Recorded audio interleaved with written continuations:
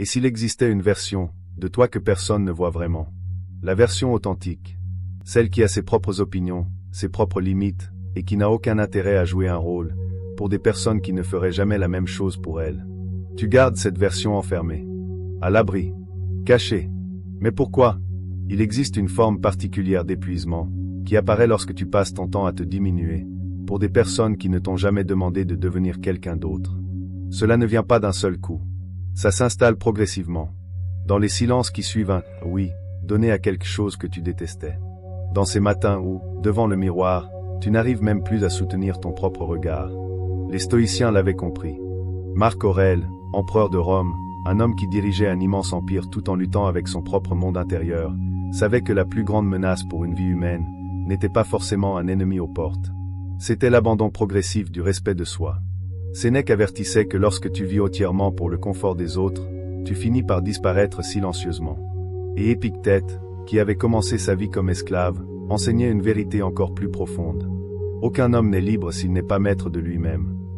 Si leçon, une sagesse ancienne, une vérité non négociable. Avant de commencer, écris « digne » dans les commentaires. Un seul mot. Un rappel à toi-même que tu es là aujourd'hui pour une raison. Tu n'as jamais été destiné à te rabaisser pour qui que ce soit. Et à partir de maintenant, tu ne le feras plus. Leçon 1. Contrôle ce qui dépend de toi. La première leçon stoïcienne commence par une question qui paraît simple, mais qui peut changer ta manière d'entrer dans chaque pièce, chaque conversation et chaque relation. Qu'est-ce qui dépend réellement de moi? Pas leur opinion sur toi, pas leur approbation, pas leur capacité à reconnaître ta valeur, pas le fait qu'ils restent ou qu'ils partent, pas le fait qu'ils te comprennent ou qu'ils voient réellement qui tu es. Tout cela ne t'appartient pas. Épictète appelait cela la distinction entre ce qui dépend de nous et ce qui n'en dépend pas. Ta réputation, le jugement des autres et leurs réactions émotionnelles ne sont pas sous ton contrôle. Et traiter ces choses comme si elles t'appartenaient est le début de nombreuses souffrances inutiles. Ce qui t'appartient, en revanche, ce sont tes choix, tes valeurs, tes efforts, ta manière de réagir. Lorsque tu te diminues pour quelqu'un, que tu caches tes opinions, que tu abandonnes tes principes ou que tu réduis ta présence, tu essaies souvent de contrôler quelque chose qui n'a jamais été sous ton contrôle. Tu cherches leur approbation. Tu veux éviter leur déception. Tu veux contrôler leurs émotions. Et pendant ce temps, tu leur donnes le volant de ton estime personnelle. Tu échanges quelque chose de réel. Ta dignité contre quelque chose d'instable, l'approbation temporaire de quelqu'un. Et cet échange ne sera jamais équitable. Même lorsque tu obtiens cette approbation, une partie de toi sait ce que tu as dû sacrifier pour l'obtenir. Pense à la dernière fois où tu as compromis quelque chose d'important, simplement pour éviter un conflit. Peut-être as-tu gardé pour toi une opinion à laquelle tu croyais profondément. Peut-être as-tu accepté quelque chose qui allait contre tes valeurs. Et même si tout s'est bien passé, quelque chose en toi semblait mal. Ce sentiment n'était peut-être pas de la culpabilité.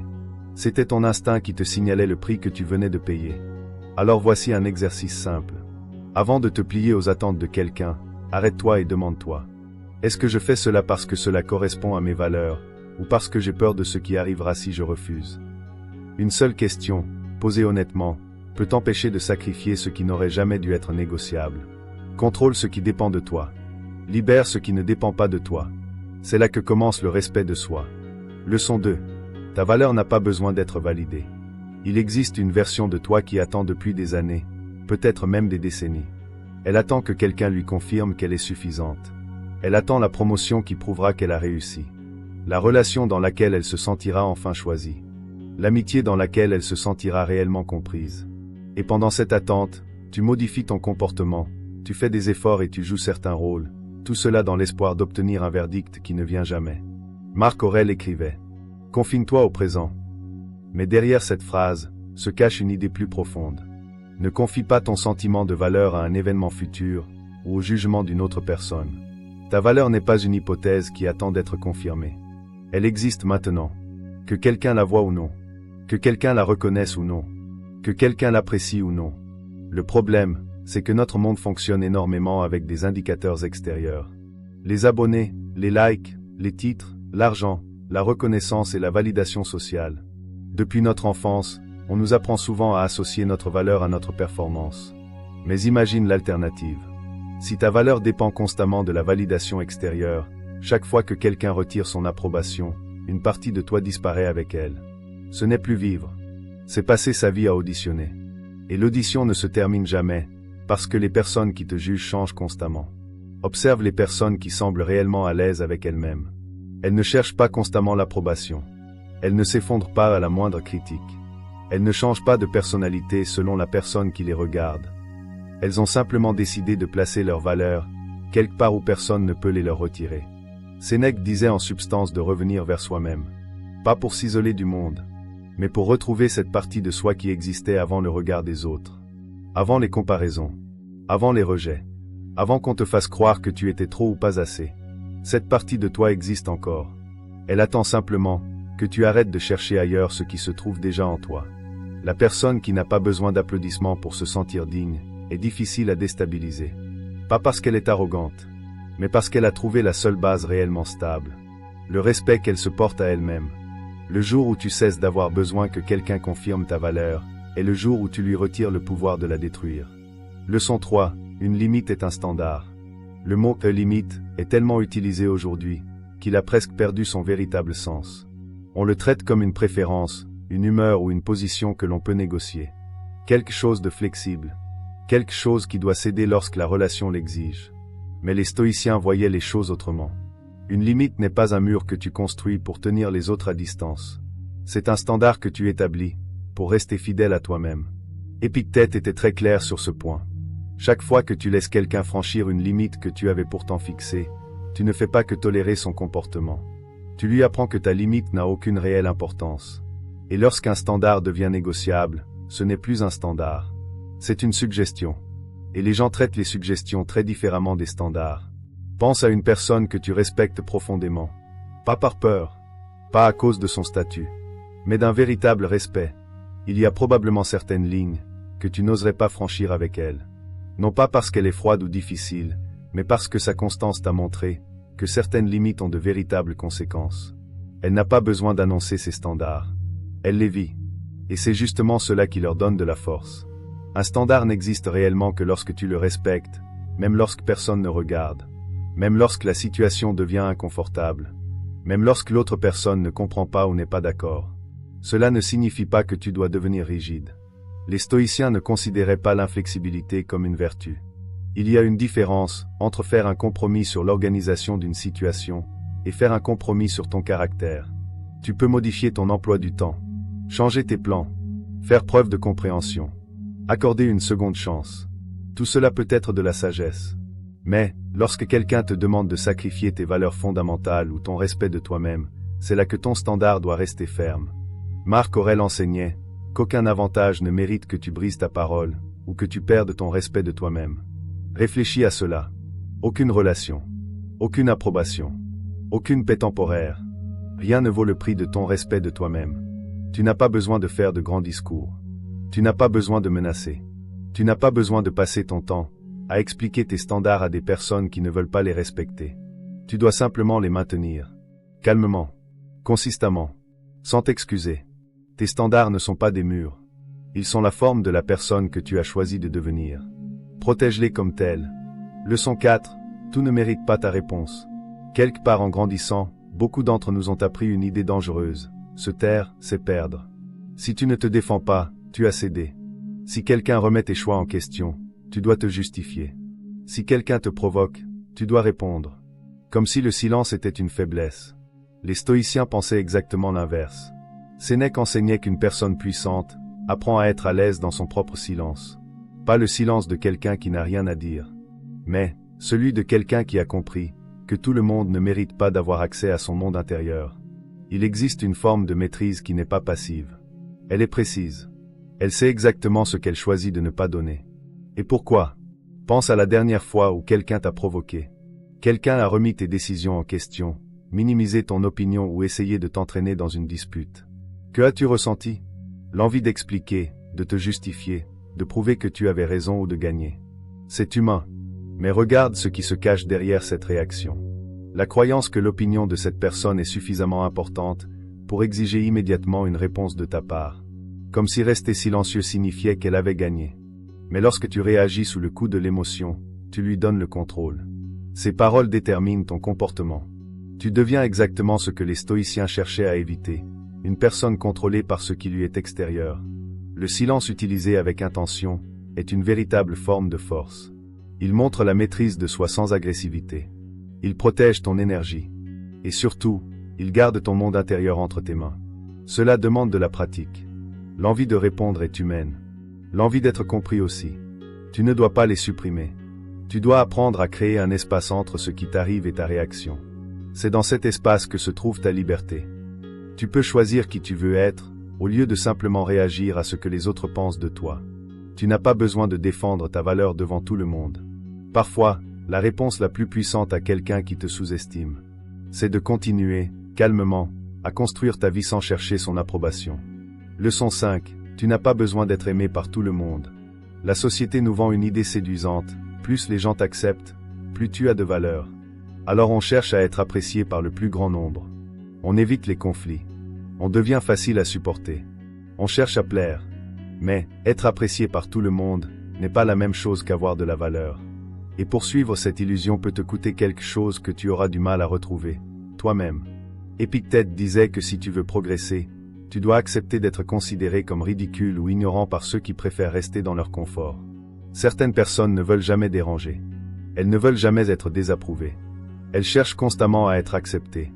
Mais elles finissent par vivre largement, sans jamais vivre profondément. La profondeur exige de savoir ce que tu crois, ce qui compte réellement pour toi, et d'avoir le courage de rester fidèle à cela, même lorsque certaines personnes ne t'approuvent pas. Ce ne sera pas toujours confortable. Certaines personnes prendront tes limites pour de l'arrogance, ton silence pour de la froideur, tes standards pour de la rigidité. Et tu seras tenté de t'expliquer, de rendre tes opinions plus acceptables, de cacher certaines parties de ta personnalité. Résiste à cette tentation. Les relations authentiques sont rares, mais elles ont une valeur incomparable. Les bonnes personnes ne te demandent pas de jouer un rôle. Elles ne te demandent pas de modifier ta personnalité pour être acceptée. Elles te rencontrent tel que tu es. Et cela leur suffit. Alors retiens ceci. Le but n'est pas d'être aimé par tout le monde. Le but est d'être réellement connu par quelques personnes. Car, lorsque tu te diminues pour obtenir l'approbation du plus grand nombre, tu ne deviens pas plus connecté. Tu deviens invisible. Parce que, la version que les autres apprécient n'est plus vraiment toi. C'est une version soigneusement construite pour être facilement acceptée. Et tu ne peux pas te sentir réellement compris, lorsque tu caches précisément ce qui te rend unique. Choisis la profondeur d'une vie authentique, plutôt que l'étendue d'une vie jouée pour les autres. Tu perdras peut-être quelques personnes, mais tu finiras enfin par te sentir chez toi, dans ta propre peau. Il existe un mensonge séduisant que la vie sociale nous apprend. Plus les gens t'acceptent, plus tu as de la valeur. On nous fait croire que le but est d'être apprécié par le plus grand nombre, de déranger le moins possible et d'être toujours facile à supporter. Mais être agréable pour tout le monde ne signifie pas avoir de la valeur. Et poursuivre cette illusion peut te coûter quelque chose que tu auras du mal à retrouver, toi-même. Épictète disait que si tu veux progresser, tu dois accepter d'être considéré comme ridicule ou ignorant par ceux qui préfèrent rester dans leur confort. Les personnes qui ne contrarient jamais personne, qui évitent toujours la désapprobation et cherchent constamment à être acceptées par tous ne vivent pas forcément profondément. Elles vivent largement. Et il y a une grande différence. La largeur, c'est le nombre. La profondeur, c'est le sens. Une vie remplie de relations mais dépourvue de sens peut devenir l'une des formes les plus silencieuses de vide. Pour vivre profondément, tu dois savoir ce que tu crois, ce qui compte réellement pour toi et être capable de rester fidèle à cela, même lorsque certaines personnes ne te comprennent pas. Ce sera inconfortable. Certaines personnes prendront tes limites pour de l'arrogance, ton silence pour de la froideur, tes standards pour de la rigidité. Et tu seras tenté de te justifier, de t'adoucir, de devenir plus facile à accepter. Résiste. Les relations qui naissent d'une expression authentique sont peut-être rares, mais elles sont réelles. Et le réel vaut mieux que le nombre. Le but n'est pas d'être aimé de tout le monde. Le but est d'être réellement connu par quelques personnes. Lorsque tu te diminues pour être davantage accepté, tu ne deviens pas plus proche des autres. Tu deviens invisible. Parce que la personne qu'ils acceptent n'est plus vraiment toi. C'est une version soigneusement construite pour être facile à aimer. Et tu ne peux pas te sentir véritablement compris lorsque tu caches précisément ce qui fait de toi quelqu'un d'unique. Sénèque disait que celui qui cherche l'approbation de tous se disperse dans toutes les directions. Tu ne peux pas être partout et rester entier. Choisis la profondeur d'une vie authentique, plutôt que la largeur d'une vie jouée pour les autres. Tu perdras peut-être certaines places, mais tu finiras enfin par te sentir chez toi dans ta propre peau. Leçon 6. Apprends à partir sans culpabiliser. C'est peut-être la plus difficile des 6 leçons. Pas parce qu'elle est compliquée à comprendre, mais parce qu'elle demande beaucoup de courage. Lâcher prise sans tout expliquer. Partir sans transformer ton départ en négociation. T'éloigner des personnes, des situations et des relations qui te demandent constamment de devenir moins que tu ne l'es. Et le faire sans laisser la culpabilité te suivre. Les stoïciens étaient clairs. Toutes les relations ne méritent pas de continuer. Tous les endroits ne méritent pas ta présence. Et rester quelque part uniquement par loyauté, par habitude, par obligation ou par peur de faire souffrir quelqu'un n'est pas toujours de la noblesse. Parfois, c'est simplement de l'abandon de soi déguisé en générosité. De l'extérieur, cela ressemble à de la compassion. De l'intérieur, cela ressemble à une lente disparition. Soyons honnêtes. La culpabilité que tu ressens, lorsque tu quittes une situation qui ne te convient plus, ne concerne pas toujours l'autre personne. Elle vient souvent de l'histoire que tu te racontes. Je suis quelqu'un de loyal. Je n'abandonne jamais. Je dois faire fonctionner cette relation. Et partir menace l'identité que tu as construite, autour du fait de toujours rester. Marc Aurèle écrivait que nous souffrons davantage dans notre imagination que dans la réalité. C'est exactement là que la culpabilité se nourrit. Dans les histoires que nous inventons. Je suis égoïste. J'abandonne quelqu'un. Une bonne personne aurait dû rester. Mais ces histoires ne sont pas toujours vraies. Tu as peut-être simplement passé trop longtemps à croire que tes besoins comptaient moins que le confort des autres. Partir lorsque c'est honnête et nécessaire n'est pas de la cruauté. C'est de la clarté. Tu ne peux pas grandir dans un environnement qui t'oblige constamment à te trahir. Chaque instant passé dans une relation ou une situation qui exige que tu diminues une partie de toi est un instant retiré à la vie qui pourrait réellement te correspondre. Une vie dans laquelle tu n'as pas besoin de jouer un rôle, de te diminuer, ou de négocier ta valeur avant d'entrer quelque part. Épictète disait en substance, fais le meilleur usage de ce qui dépend de toi. Rester ou partir dépend de toi. Ce que les autres penseront de ton départ leur appartient. Tu n'es pas responsable de gérer les émotions de ceux qui profitaient du fait que tu te faisais petit. Alors pars proprement, calmement, sans discours interminable, et sans attendre la permission de regarder devant toi. Parce que rien de l'autre côté de cette porte ne vaut davantage que la personne que tu deviens lorsque tu arrêtes enfin de laisser des morceaux de toi derrière toi pour maintenir les autres à l'aise. Conclusion. Si le son, et si quelque chose a changé en toi, même légèrement, alors prête attention à ce changement. Les stoïciens n'écrivaient pas simplement des phrases motivantes. Ils écrivaient des principes pour survivre intérieurement. Marc Aurèle écrivait ses méditations pour lui-même. Même un empereur devait se rappeler chaque jour que sa valeur ne dépendait ni de l'approbation de sa cour, ni des compliments de son armée, ni de la loyauté des autres. Ce qu'on ne pouvait pas lui enlever, c'était son caractère, ses choix, son standard intérieur. Et c'est exactement ce que tu dois retenir. Pas une technique, pas une astuce, un standard. Le monde continuera de le tester. Certaines personnes essaieront, consciemment ou non, de te faire devenir plus petit pour se sentir plus grande. Certaines situations te pousseront à abandonner ta voix, tes valeurs ou la vision que tu as de toi-même. Dans ces moments, souviens-toi simplement de 3 questions. Qu'est-ce qui dépend réellement de moi? Est-ce que cette situation exige ma réaction ou ma maîtrise de moi? Est-ce que je respecte la personne que j'ai décidé de devenir? Ces questions ne sont pas une solution ponctuelle. Elles doivent devenir une pratique quotidienne. Ta valeur n'est pas quelque chose que les autres te donnent par générosité. Elle ne dépend pas de tes performances. Elle ne dépend pas du fait de plaire à tout le monde. Tu dois la reconnaître, la protéger et la défendre par tes actions. Par ton silence. Par ton intégrité. Et parfois, par ton courage de partir. Tu n'as jamais été destiné à te diminuer pour quelqu'un. Les stoïciens l'avaient compris. Et maintenant, tu le sais aussi. Ne te contente pas de regarder cette vidéo. Vis selon ses principes. Une limite après l'autre. Une décision honnête après l'autre. Un choix courageux après l'autre. Si cette vidéo a résonné en toi, écris en commentaire. Je tiens à mes standards. Et si tu veux davantage de vérité comme celle-ci, abonne-toi et active la cloche de notification. Parce que, construire une vie qui ne se plie pas pour les mauvaises raisons, commence maintenant. Marche la tête haute. Au revoir.